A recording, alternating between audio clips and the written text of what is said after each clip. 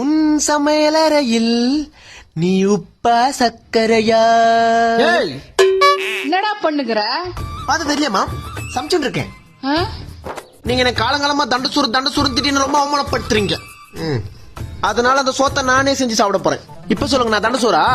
நான் உழைப்பால செஞ்சு சாப்பிட்றேன், நான் தண்டசூரா? டேய், வெளியில எங்கனா வேலை வெட்டிக்கு போகணும்னு பார்த்தா அசிங்கமா உங்க அம்மா மாதிரி சமையல் கட்டு வேலை செஞ்சீங்க. எது அசிங்கமா? அம்மா மாதிரியா?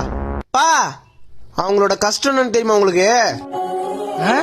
கல்யாணம் ஆனதுல இருந்து கணவரை கவனிக்கணும், குழந்தைங்க பிறந்ததுல இருந்து பிள்ளைங்களை கவனிக்கணும், சாமான் தொலைக்கணும், துணி துவைக்கணும், காய வச்ச துணியை மறுபடியும் மடிச்சு பீரோல வைக்கணும், 3 வேளை விதமா நமக்கு சமைச்சு போடணும், வீடு வாசல் பெருக்கணும், கோலம் போடணும், பக்கெட்ல துணியை ஊற போடணும், குடிக்க தண்ணி பிடிக்கணும், குளிக்க தண்ணி காய வைக்கணும், காலையில காய் வெட்டுறதுல இருந்து நைட் தூங்க பாய் போற வரைக்கும் தினம் தினம் அவங்க கஷ்டத்தை மறந்து நம்மளோட கஷ்டத்துக்காக தான் இஷ்டத்துக்கு உழைக்கணும் தான்ப்பா அம்மா.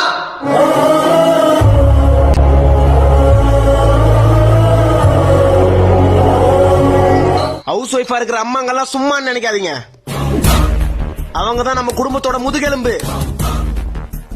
அவங்கதான் ஆயுசுக்கும் நம்ம குடும்பத்தை தாங்கி நிக்கிற ஆலமரம்.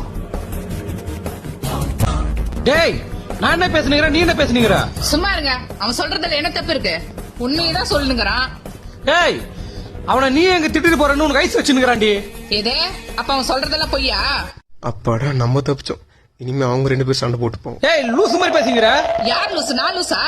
இப்ப அவன் என்ன சொல்லிட்டா? வீட்டு வேலை ஒரு நாளைக்கு செஞ்சு பாருங்க, அப்ப உங்களுக்கு தெரியும். வெளியில போய் வேலை செஞ்சு பாரு, என் கஷ்டம் உனக்கு புரியும். உங்க வேலையை விட எங்க வேலை தான் கஷ்டம். கொஞ்சம் வழி விட்டு சண்டை போட்டுங்கப்பா.